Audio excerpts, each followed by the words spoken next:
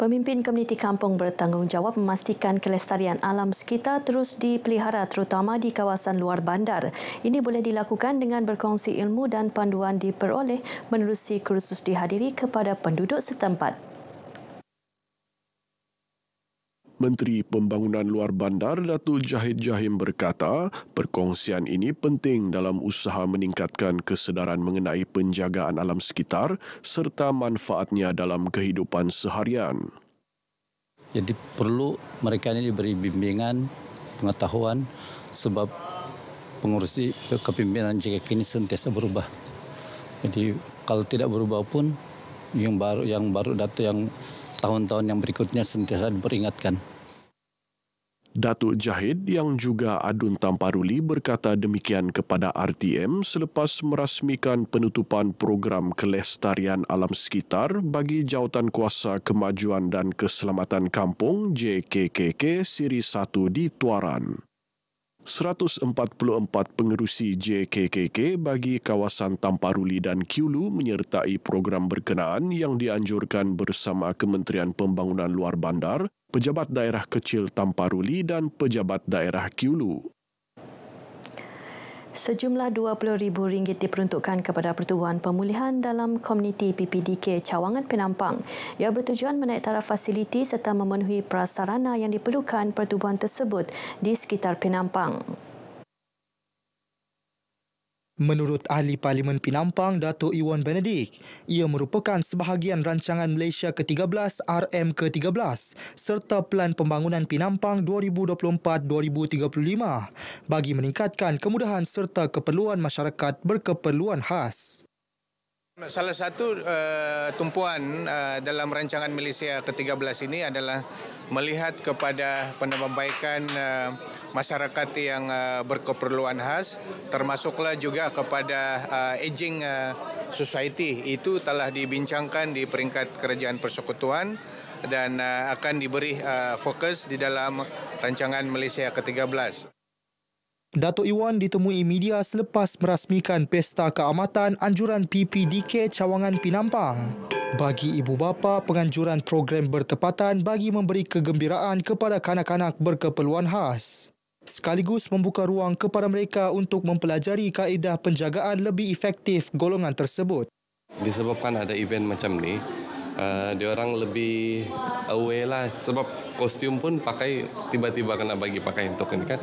Jadi bagi macam anak-anak saya ni, anak saya autism ni kan, bila kena bagi pakaian macam ni dia rasa gembira pula sebab lain dari yang lain. Jadi ada juga bagus dia event macam ni sebab ada peluang untuk diorang untuk mengetahui lebih dalam lah tentang pesta keamatan ni. Event macam ni dapat memupuk perpaduan lah di kalangan bukan saja dengan ibu bapa ni tapi dengan kanak-kanak istimewa yang lain lah yang dari pelbagai kaum jugalah.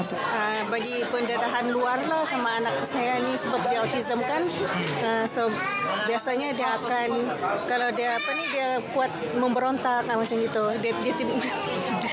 Dia tidak pandai bergaul dengan orang macam itulah. Tapi kalau macam ada program macam ni jadi ada pendedahan sama dia tentang sekitar dia lah. Dia boleh bertemu dengan orang sekitar dia.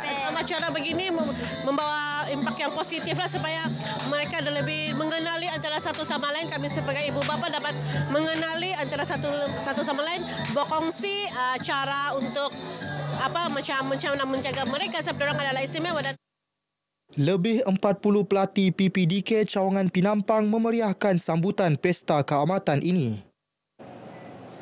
Perbincangan pihak berkuasa tempatan PBT bersama peniaga yang terjejas akibat kebakaran di Pekan Bengawan perlu dilakukan segera.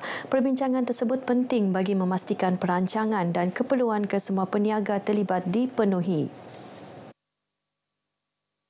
Ahli Parlimen Kimanis Datuk Muhammad Alamin berkata, menerusi perbincangan ini juga dapat mempercepat perancangan pembangunan semula kedai baharu.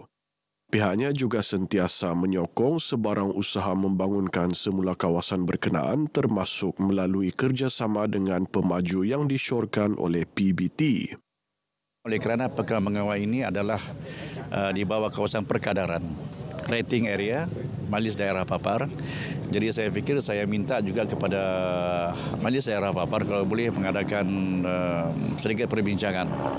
Turun padang, bertemu dengan semua para pemilik kedai. Kerana mereka tahu bagaimana untuk membuat perancangan setiap pekan, setiap bandar. Beliau yang juga Timbalan Menteri Luar Negeri menyatakan demikian kepada RTM selepas meninjau deretan kedai yang musnah terbakar di Pekan Bongawan. Terdahulu, Datuk Muhammad menyerahkan sumbangan wang tunai RM1,000 kepada 30 peniaga terjejas.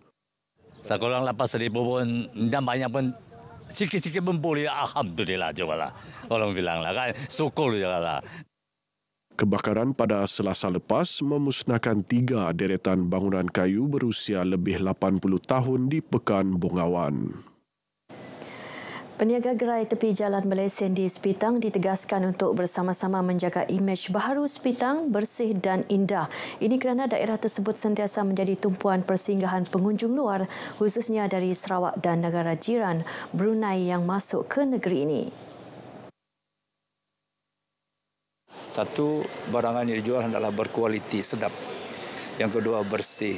Yang ketiga, orang yang menjual juga harus bersih, mempunyai lesen, sijil kesihatan, kemudian juga imej kita sebagai melayan tetamu yang hadir, budi bahasa yang ramah tamah, supaya dapat menarik pelanggan-pelanggan ini merasakan bahawa mereka berada di suatu tempat yang baru, yang menawarkan khidmat yang lebih baik.